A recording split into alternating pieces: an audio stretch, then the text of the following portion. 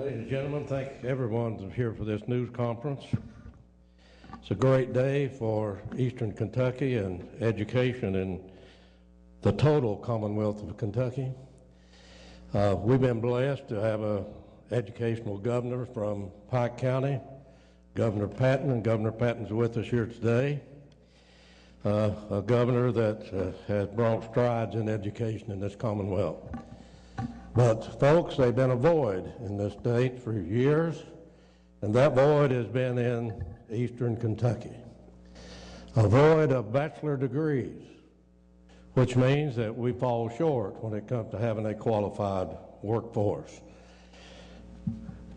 A lot of work has gone in the last year in regard to trying to resolve this problem, working with the governor of the Commonwealth and the leadership in the Kentucky House and Senate, and with our local legislators from the coal-producing counties of Eastern Kentucky. We know what a state university has meant to Moorhead, Richmond, Bowling Green, Lexington, and you just named the cities. And we know the rate that we've had in regard to bachelor degrees, that we're down somewhere around 7% to 9%. National average 24%, and the rest of the state somewhere around 17 or 18%. But what this does is gives an opportunity for us here in Eastern Kentucky. I've said many a times, we're the tail that wags the dog on most anything that we talk about. But we're blessed to have people who want to work together, and I'm talking about from the educational community to the local government to the state government to try to resolve this problem. And folks, we don't give up. And this is an example that we don't give up. We follow the path that Governor Patton showed when he was the governor of this Commonwealth for 8 years and changed our educational system to make it better for young people throughout this Commonwealth. So did we win a battle this time? No, we didn't. But this is a great step in the future of education in these 9 co-producing counties. We have with us today Judge Thompson from Knott County, and we have Judge Ward with us. We have Bell County Judge. He had another meeting said he couldn't come today. Judge Marshall, who has been on the forefront in regard to changing our educational system for the better. And we have the Harlan County Judge. He said today, I support this. I can't be there. I'm scheduled. Judge Daniel, Johnson County, can't attend. Grateful for the opportunity that's provided the students of Eastern Kentucky under this. Letcher County Judge Ward is with us. We know what he's done for Letcher County and what he believes in the educational system that we have. Dr. Harden said, I'm taking care of my patients today. But gosh, what a privilege we have to take advantage of what you're going to announce at the news conference today.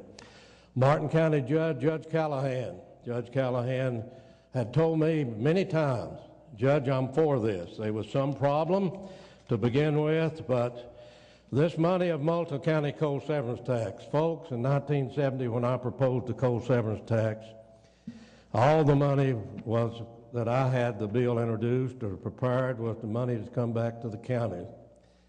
But the legislature chose to take the money and put it in for statewide. 50% of the coal severance tax is taken off the top every year and spent in every county in this Commonwealth.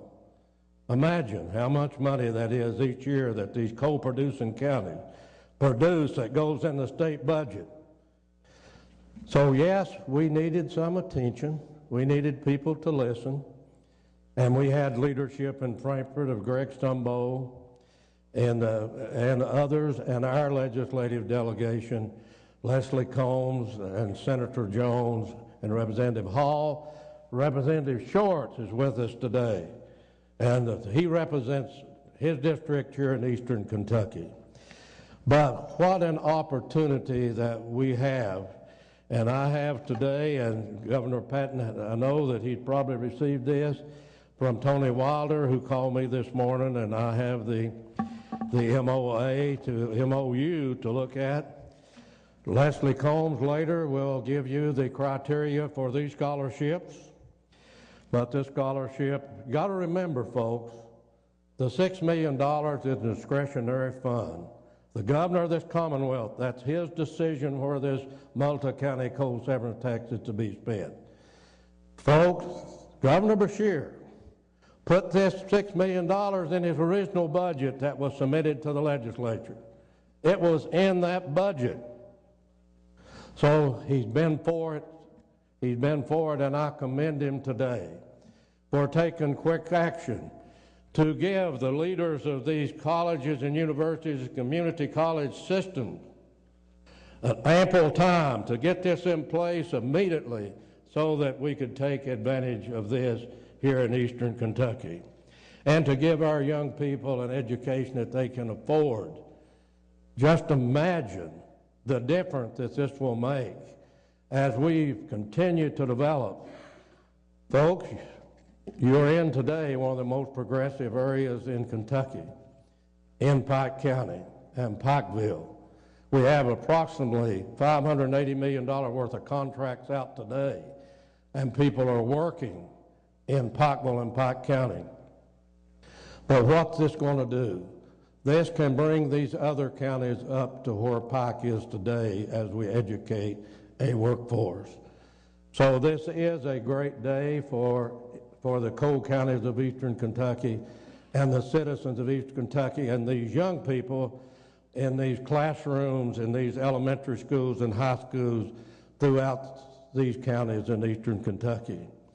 So today, I hope I don't miss anybody. We have a lot of county officials here. We appreciate them coming out. But today we're here for an announcement, and I know that in Greg Stumbo, we was hoping Greg made it, but he hadn't made it in time. So we're gonna look for Leslie Combs. Leslie was the quarterback on this, if you all remember. And I thought she did a wonderful job on KET when she appeared and was helping tell the story of our educational system as it existed today here in the coal-producing counties of Eastern Kentucky. Yes, today we're in the energy capital of America, but this leans to all of Eastern Kentucky.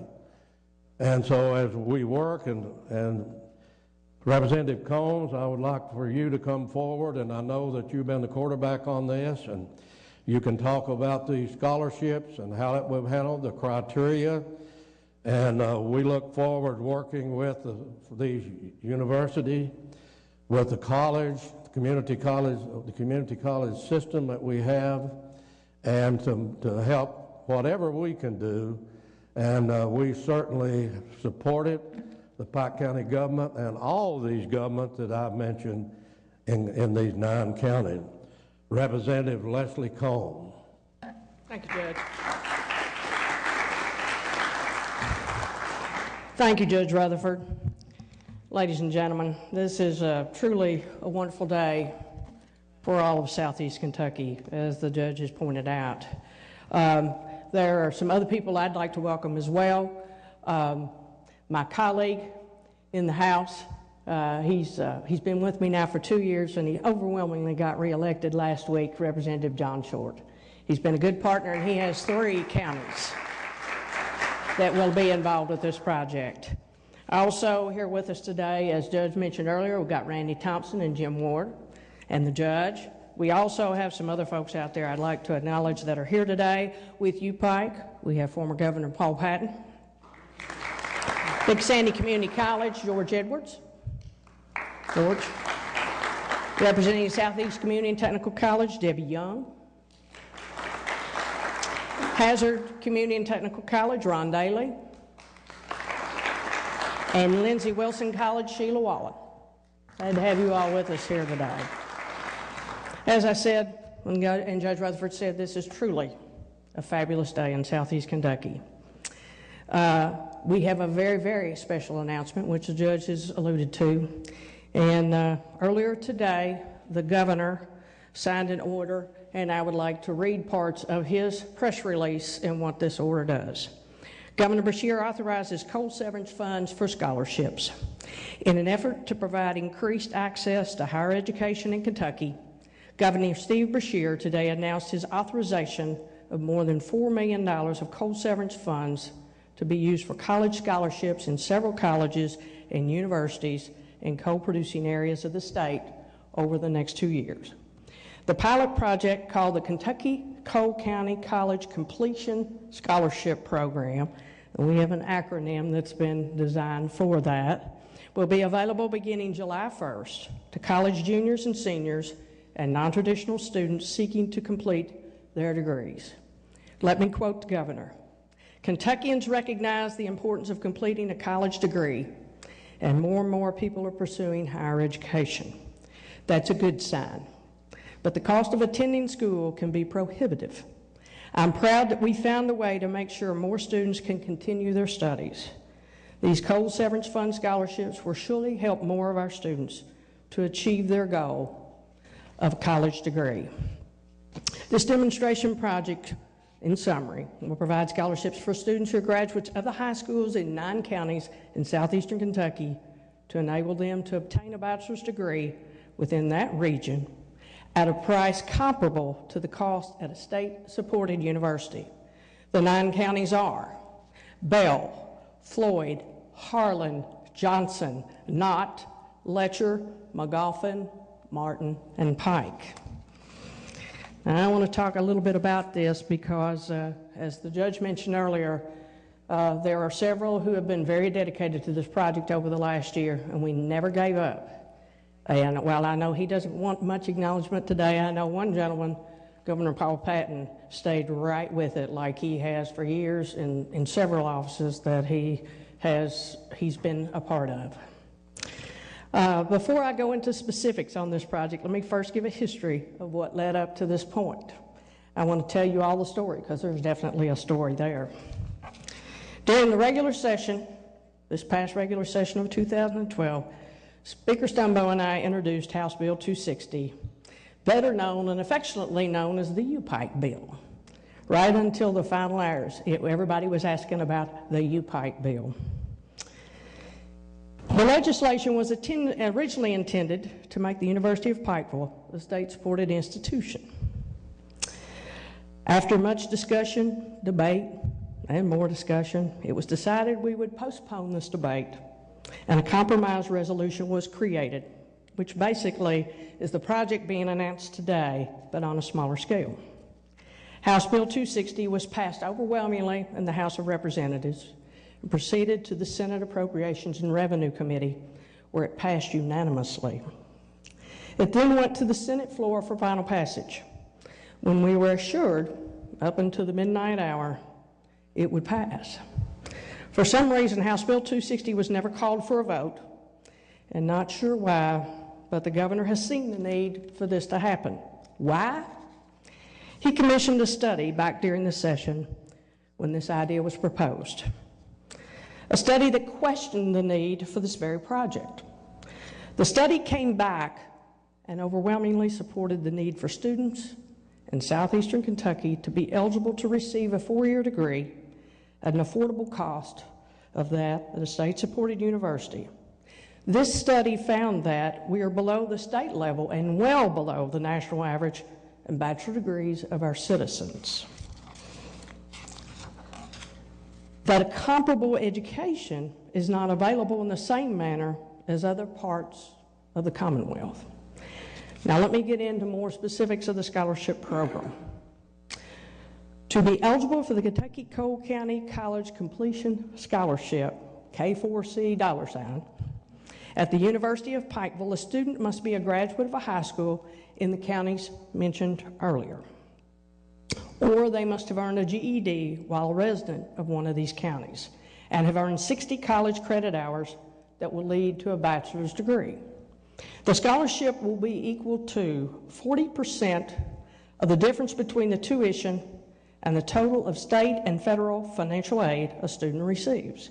This scholarship could be as much as $6,820 a year at the University of Pikeville for a student who receives no state or federal financial aid. Additional scholarships are also available from UPIKE. Scholarships will be awarded to all students from high schools in the 9-county area that have the required 60 credit hours and enroll at the UPIKE main campus in Pikeville this fall. 23 majors are available on the main campus. In addition to the classes on the UPIKE main campus, the university, in cooperation with the Kentucky Community and Technical College System, will also establish extension campuses in each of the 9 target counties.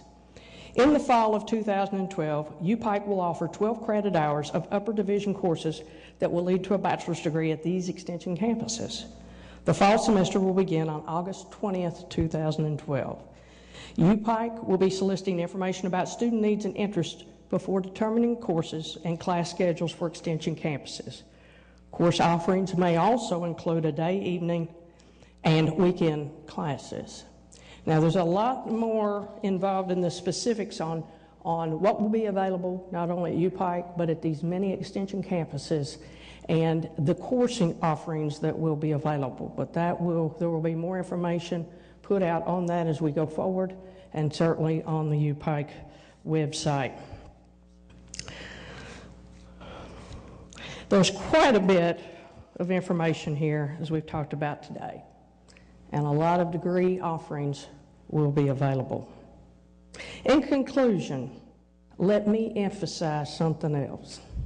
The study also found that students wanted to stay in the region to obtain that 4-year degree. And it has been proven by Pikeville College, now known as the University of Pikeville, that if you train in the region, they will stay in and improve the region. They told us with the osteopathic medical school it was a mistake. It couldn't be done, and it would be a financial disaster. It not only has been a tremendous success for creating doctors and improving medical care, but it has been a tremendous financial success and a major success for our region. This project will also be a great success as well.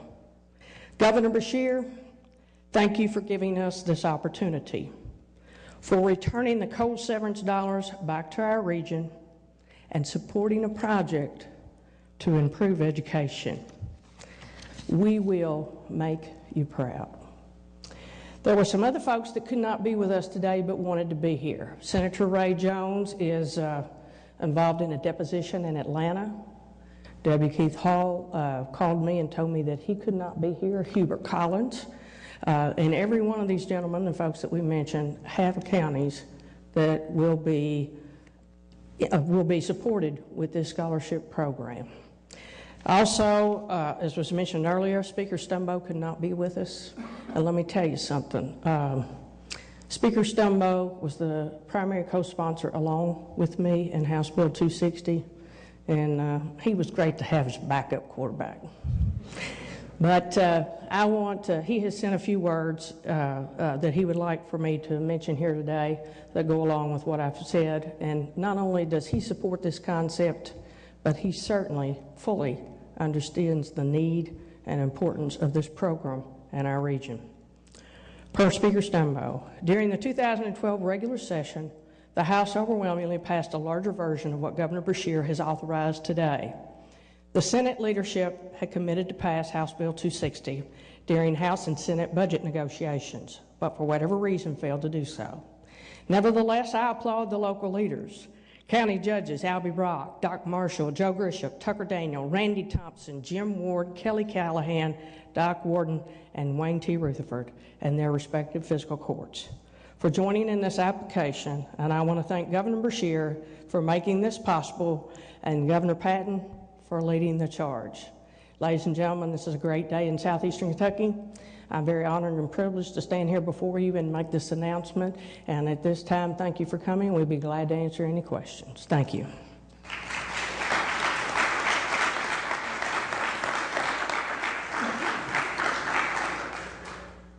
The Area Development District is something that's really important to us, and we have representatives from 3 here today. Would you all stand? Mr. Smallwood, I think you're here, and we have some others.